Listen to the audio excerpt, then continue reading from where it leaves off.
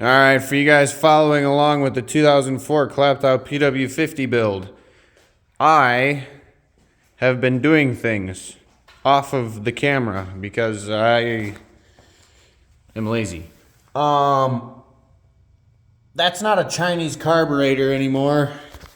That is a Japanese Mikuni carburetor, straight from 2004, rebuilt and repurposed. Anyway, I have something cool to show you. Watch this.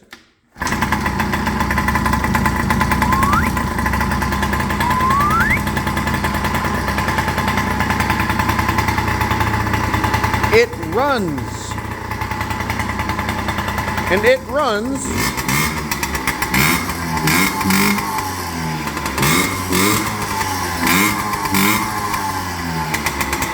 really good.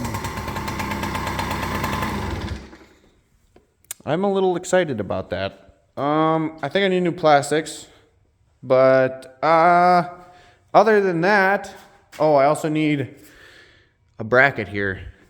New has bracket for oil and choke. This one, nothing. Choke, I don't know what to do with you yet. So, anyway, thanks for watching. Stay tuned. It's alive.